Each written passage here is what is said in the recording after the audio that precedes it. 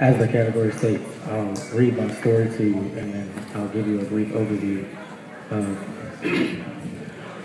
of how exactly. I'll give you a more detailed overview of what my story entails. 14 years old, I was sitting in a jail cell. I was fighting off the pain of being raped, not even a week prior. Somehow I managed to inflict more pain as I broke off my acrylic nails. Sitting there determined to face the judge as a boy and not the girl I was arrested for prostitution as. Hard times led me to hard decisions and not many not smart at all. I was selling my body to survive and keep the lifestyle I was used to. As I sat and thought about all of this, I realized I needed a new life. Sentencing came and I was hit hard with 12 to 24 months in a juvenile detention center. I was shocked with the harsh reality that was not changing. It was in that moment I made the decision to turn my life around. With the continued support from my therapeutic social workers and my house ballroom family, I managed to achieve something great. They made me understand that my self-worth was more than I allowed myself and I should cherish it. I began to share not only this experience, but many others as a way of youth advocacy. I wanted to help youth avoid the life I endured and did everything I could to help. My experiences were life-changing, and instead of letting it kill me slowly from the inside, I decided to try to help save lives with it. As long as I will live, I will continue to do so. Thank you. Yes, God! Now, that was the brief one-page letter that I was supposed to write for this category. I will explain what happened. I was 14 years old, kicked out of my mother's house because I was dealing with dudes.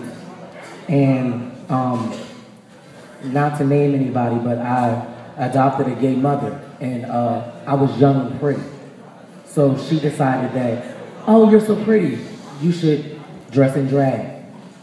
Dressing in drag came to me hanging out with people who were twice my age, smoking weed day in, day out, drinking Mad Dog, drinking all kinds of crazy drinks and everything like that. I couldn't sustain that type of life without no money.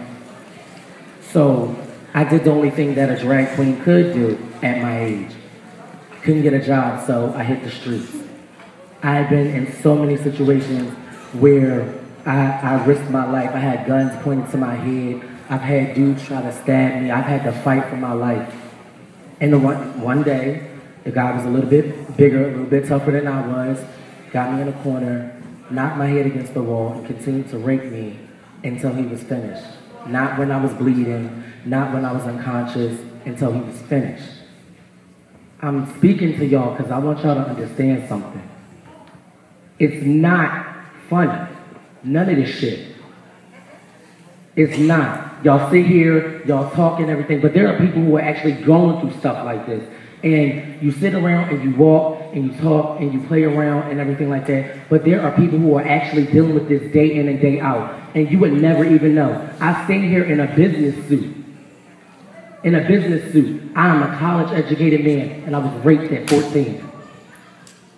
Raped. Sentenced to jail for prostitution, and yet I'm college-educated. I have a job. I have a house. Nice house, too.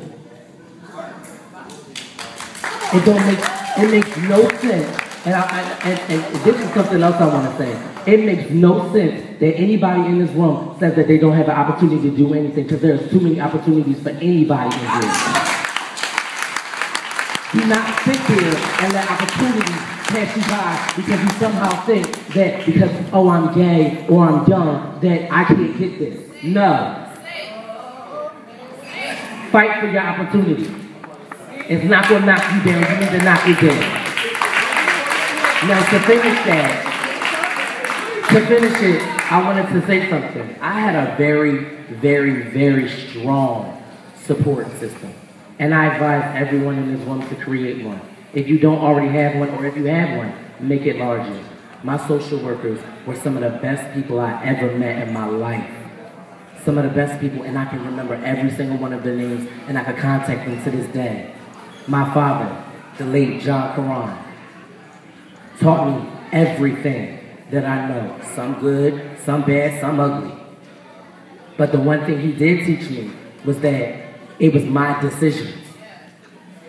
everything that I did was my decision. And that if I was going to move forward in life and be a positive role model for anybody, especially myself, then I had to make positive decisions.